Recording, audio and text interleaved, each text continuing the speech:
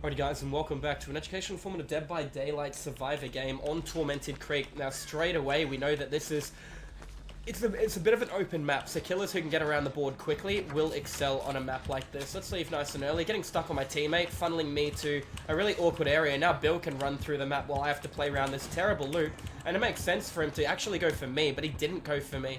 Now I'm really surprised at that, because I had no pallet, I had 2 dry windows, and it's Pyramid Head, so he can shut that stuff down straight away. Yeah, he did a 180 to instantly come back, because I think he realized that he was in a really good spot to play around with me. I'm gonna go through the shack, and instantly let go of the chase, right? Now, if he made the right movement rather than going for the hit on Bill, he would have had the pressure on me straight away. Notice I'm not wasting too much time. Straight back to the gen. Do you see that gen and this gen here? I'm going to do both of them, and that's going to make a much harder 3-gen. Now, this map does have a 3-gen on that side of the board.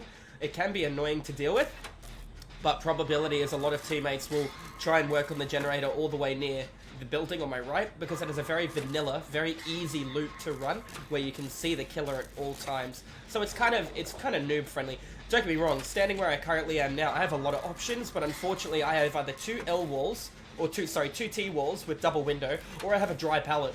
I don't have like a window pallet loop, which is inconvenient, but we'll make the best of what we currently have right now. 2 different people and 2 different generators, Bill and Chase. Daryl Dixon not on a generator at this point in time.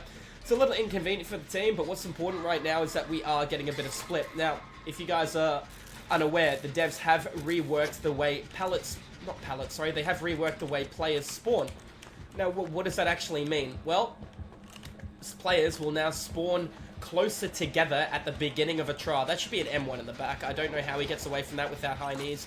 Unless he possibly had balanced landing. He might have had high knees being the drama, the perk that I have at the bottom of the screen on the right.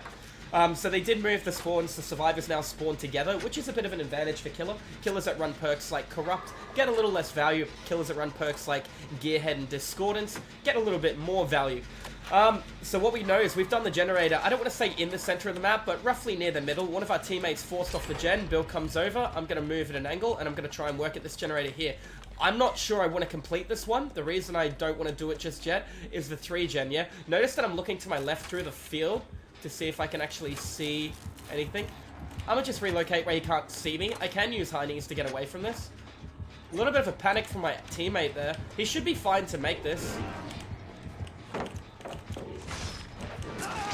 And he panics again and goes down. Unfortunate for us. He saw me, so he's not gonna look at me. Yeah, I'm pretty far away. Double Righteous is built into the kit now of Pyramid Head. Oh, no, he's looking away. Pyramid Head's one of the hardest killers to blind because you can't do the face ratio. Normally you aim at the chin and you almost guarantee the blind every time. The hitbox on the blinds are very generous. The issue here was he's wearing a pyramid on his head, so we can't actually see his face, making it a bit more difficult. The bad news here is he decided to drop the pallet and give the hit. It's okay. He didn't kick the gen. Alright, let's go up and around. Let's wait. Make sure he's still following, yeah? That's what we want. We want that little bit of sheep action going, yeah? Alright, I don't want to take him to this loop, but sometimes you got to take him somewhere you don't want to take him.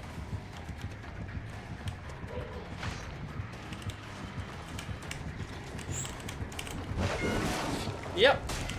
I'm awake. I'm on my high knees. I'm going to run. Oof, that double recovery. Or the recovery onto the follow-up hit. A high knees after he missed and he could still follow up onto me. That's okay. We're going to sit on the corner and we're going to wait. He knows where I am. Alright, let's try again. Okay, nice and patient. Yep, we're going to keep spamming that. You get a lot of chances, bud. That's 4 instant chances. Let's move to the next loop. Try and pull him further away and reset his time, reset his chase. Make it cost longer for him. Oh, looks like he already knows where I am. I'm going to drop this early. I don't want to.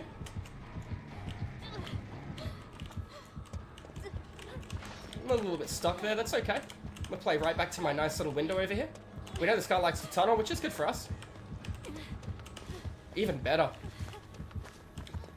This is a bit dangerous for me to do. I might give him the god based on the fact that the game's over.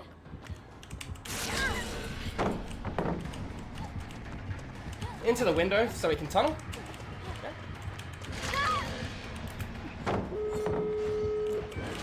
I should...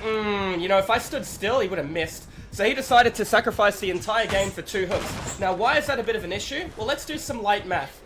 Every hook that he does is 8% of the productivity that he needs to do. If he hooks one player 3 times, that's 24% of the productivity he needs to do. He sacrificed 2 generators. Now, what is a generator worth for a killer? Well, there's 7 gens, but how many need to be completed? 5. How many times does 5 go into 100? Well, the answer there. So how many times? It's 20%. So how many times does 20 go into 100? Well, the answer there is 5. So he sacrificed 40% of his objectives to gain 8%. You work out the math. Do you think that is a worth it choice? He sacrificed 40% for 8%. Big miss. Big follow-up by Bill. Nice work. I can't go for the blind through what I can't actually see. Or hopefully he doesn't get past. Coming for me. It's going to be close. He has to go for a shot. Might go for the blind on him.